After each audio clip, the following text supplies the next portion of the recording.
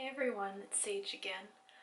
I just wanted to thank you guys, I guess, and express my surprise.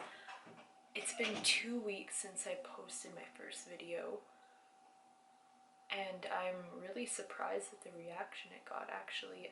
I know it only has 120 views, but that's surprising to me. I didn't expect it to go up that quickly, and I've gotten a lot of awesome comments from you guys, and I really appreciate that. I've heard a lot of stories and have gotten a lot of suggestions, and they've been really helpful, and I really appreciate the support you guys have been giving me. It's really encouraging.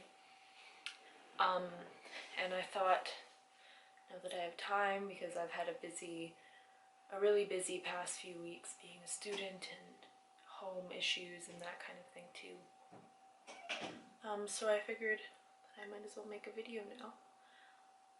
And today I wanted to talk about why leaving a religion is one of the hardest things you can do, and why you have to be a really strong person to be able to do it. And I'm thinking that if someone is struggling like I was and they watch this, that it can give them some support and some encouragement to not just keep on denying what they think is true, I guess. Not to just keep on accepting the norm and accepting what's accepted in society, and thinking for themselves and becoming critical thinkers. So when you grow up, you're taught essentially how to think and what opinion to have on certain things, and what values to have, and what morals to hold high, and all that kind of thing. And religion plays a huge part in that. I know it's different for other religions, but in fundamental Christianity, like what I grew up in, you're taught that if you don't believe this, if you don't follow these rules, if you don't accept these things, then you're going to hell and you're going to burn there forever. And I never really questioned that, but until now, and listening to other atheists talk about it, like Richard Dawkins, Sam Harris, Matt Dillahunty, how the effect that can have psychologically on a person, not only a child but a person too, to be being told that, well, if you don't believe this, if you don't accept these mythological stories with no evidence backing it at all, if you don't believe them and you don't accept them, then you're going to burn in hell and have eternal torture. Like, I think that's a really terrible thing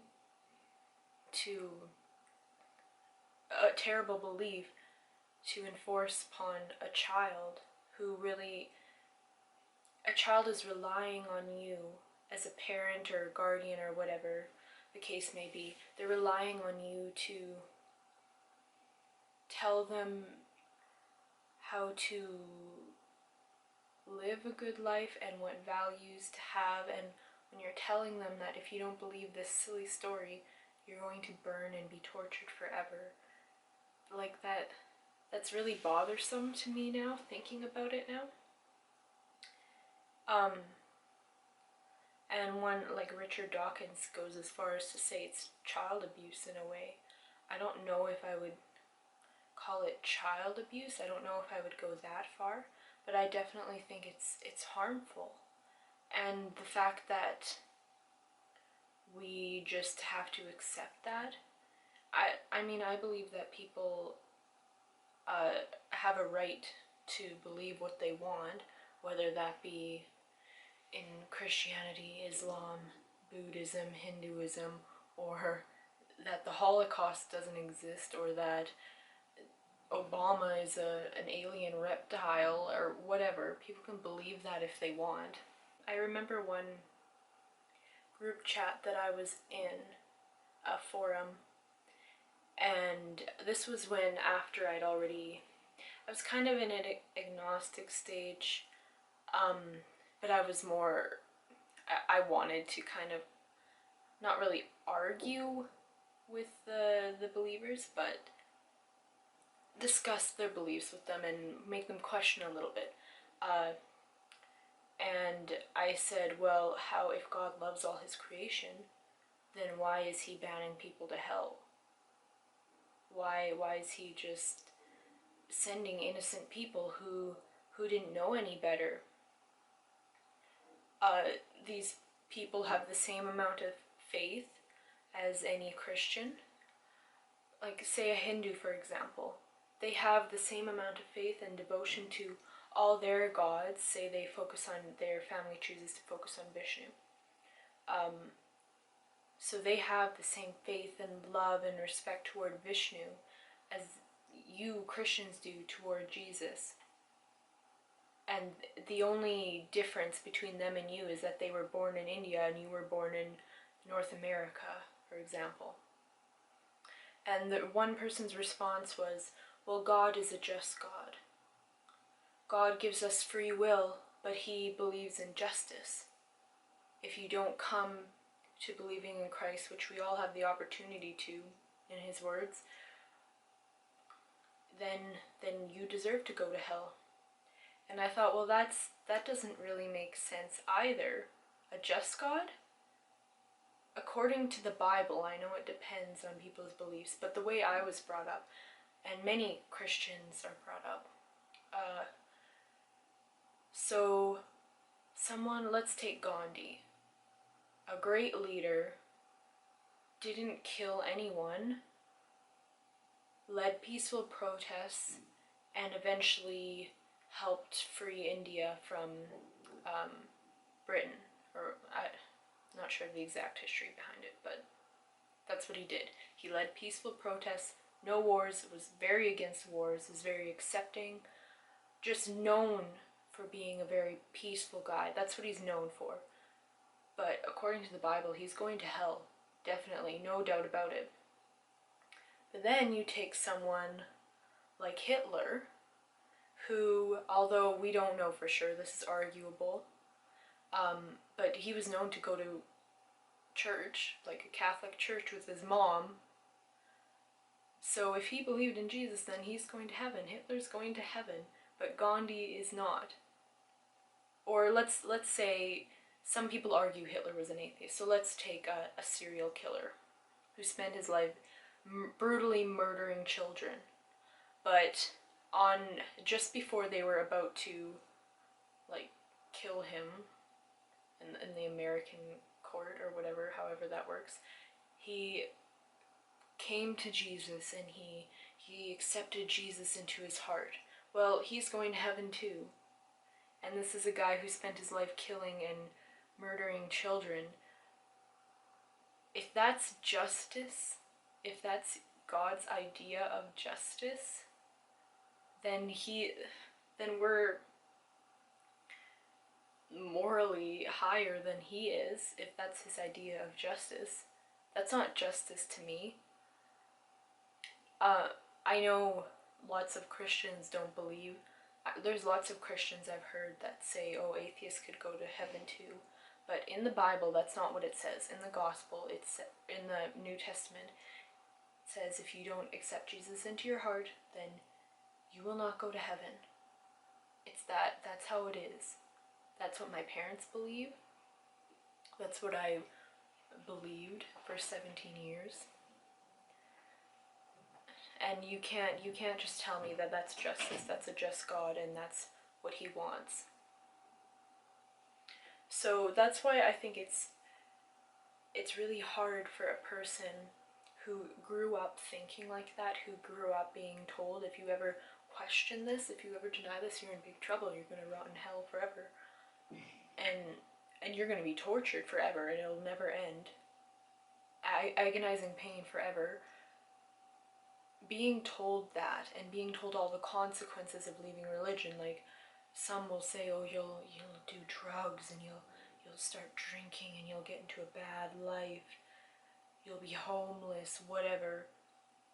Being able to look past that, even though you're constantly being told that it's going to have huge, extreme consequences, like that takes a really strong person to be able to deny that. When you think about it, religion really plays a critical role in someone's life. All of your values and everything that you hold high is because of religion. And to be able to just come to a point where you can deny that, deny something that once was your whole life, that you once thought your existence revolved around, that you held so high at one point in your life, to be able to deny that and completely change your mindset, that takes a really strong person. So I think if you're having trouble, if you're questioning, if you're doubting, don't go and talk to a pastor and ask for prayers or whatever. That's not going to help you. That's not what you need. You need to go out, do your own research, and decide for yourself, even if it feels wrong for a little bit. Like for me, it felt wrong for me to question God because I'd been brainwashed for 17 years that if I did that, I would be damned to eternal suffering. You just have, even if it feels wrong for a little bit, do your research, find what feels right for you. Look at it through a critical lens and find the truth for you. That's different for everyone else, but find what makes you happy and what makes you feel positive. And that's the important thing. And eventually that'll make you feel so much better. I know for me, it's really given me a new perspective. I used to think that when I looked at the sky, when I looked at the trees and the flowers and the animals, I used to think, oh, how beautiful that God created all of this. He just made it up in his mind. But now I think, look at everything we've accomplished and look at the environment around us. The fact that nature did this is so inspiring to me now, that this came from nothing, that billions of years ago there was nothing here and now we have all of this. That's really inspiring to me. Much more inspiring than the idea that, oh, someone just made it up in their head and just decided to put us all here, even though he knew we were damned forever anyways. He decided to put us all here. It's much more beautiful thinking. Look at this world, to think that this came from nothing, to think that we came from stardust or however it works. I'm not a biologist, but that's a lot more inspiring to me. And if you're ever having doubts about any of that, just think about things that way. Try looking at it through a different perspective and finding what feels right for you. And it helped me so much. So I really hope I can help anyone with this message. So again, please comment. I love reading your comments. It's given me a lot of different viewpoints and a lot of different arguments and different stories and different perspectives, and it's really nice to see. So I really appreciate it. And if you guys want to message me privately too, I'm open to that. I love to talk with you guys. So I'll try and make another video soon. Please let me know if you have any suggestions. Thanks so much. Bye.